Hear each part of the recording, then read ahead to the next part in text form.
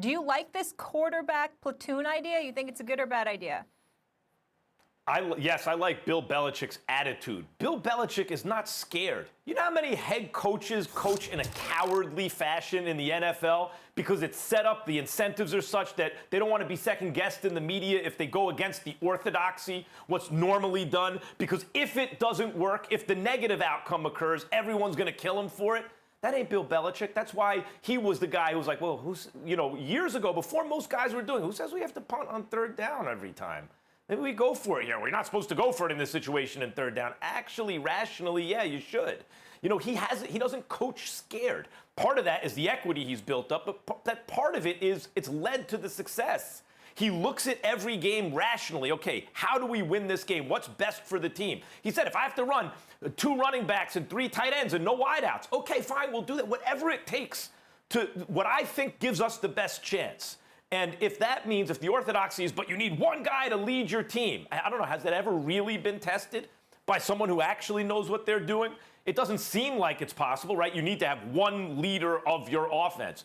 But Belichick may feel differently about it. And the main thing is, he's not scared to test it. It reminds me, guys, of something Bill James wrote years ago about Babe Ruth, who started hitting home runs way before anyone else started hitting them. And back in the day, it was considered the dead ball era.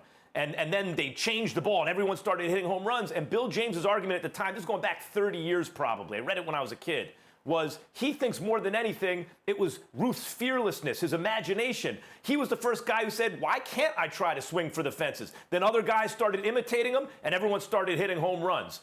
Bill Belichick's not afraid to hit the home run. He's not constrained by the same kind of fear of failure as others. So do I think it's a good idea? If he does, if he looks at his team and thinks, yup, I'm going to platoon these 2 quarterbacks, he's only doing it because he believes, and he knows a lot about football, that gives his team the best chance. So I'm all for it.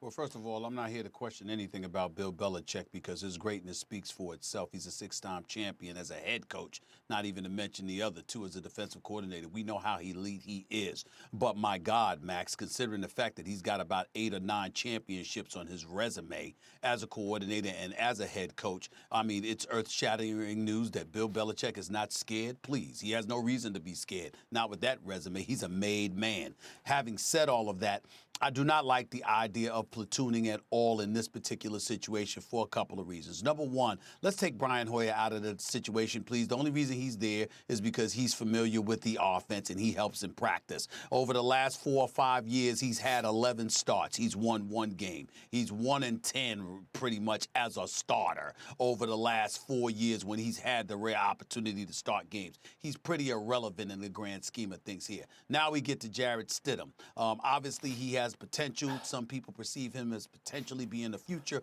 He's received more reps than anybody last year during practice in the preseason, so he could solidify being the number 2 guy behind Tom Brady. We get it. But he's thrown a total of 4 career passes in the National Football League. So in my estimation, if you've got Cam Newton on your squad, who is so hungry and so eager to prove himself and so eager to shut up the naysayers who have doubted him, his health, his injuries, his passing accuracy, etc., and him being the dual threat that Tom Brady never was, I say if you're Josh McDaniel and you're Bill Belichick, you go all in on Cam Newton. You hand him the reins. You let him have a leadership role, and you let him carry that torch and see what he has, because Stidham isn't going anywhere. He's the future anyway. You could use him to continue to develop and what have you. But Cam Newton was so much on the line, so much to prove, so highly motivated, so accomplished in terms of winning an NFC championship, winning a league MVP honor,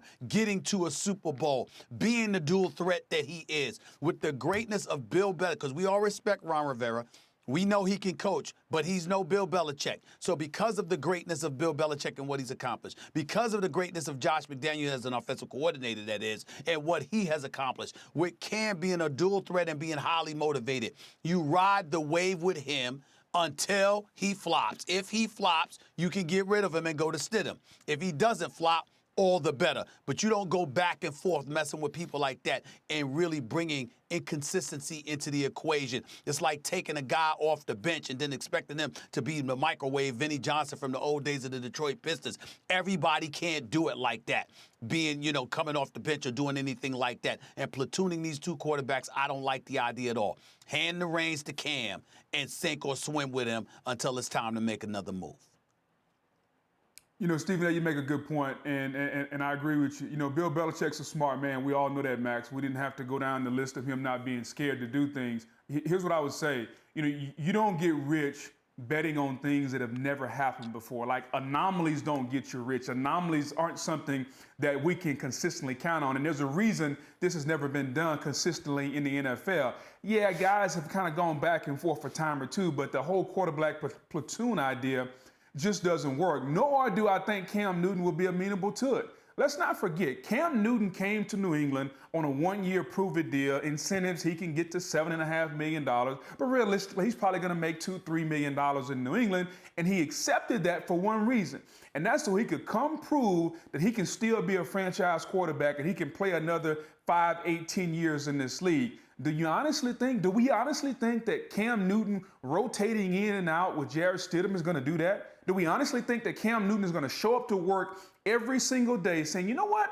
Hey, if I get 30 plays today, man, I can still prove to the NFL that I can be a franchise guy. Because, by the way, there are no other franchise guys doing that, so Cam Newton really would be a gimmick player then, and that's something I don't think he's looking to do. He wants to be a franchise quarterback. I believe in Josh McDaniels as an offensive coordinator, and I think they're going to choose the best guy. We all think the best quarterback is going to be Cam Newton. I think that's going to be incumbent upon Cam Newton and Josh having a conversation. Here's how we're going to use you. Cam is coming off a foot injury. Cam is coming off a shoulder injury. What does that mean? In order for Cam to be the best Cam he can be, he's going to have to put that foot and that shoulder in harm's way running the football. Thanks for watching ESPN on YouTube. For live streaming sports and premium content, subscribe to ESPN+.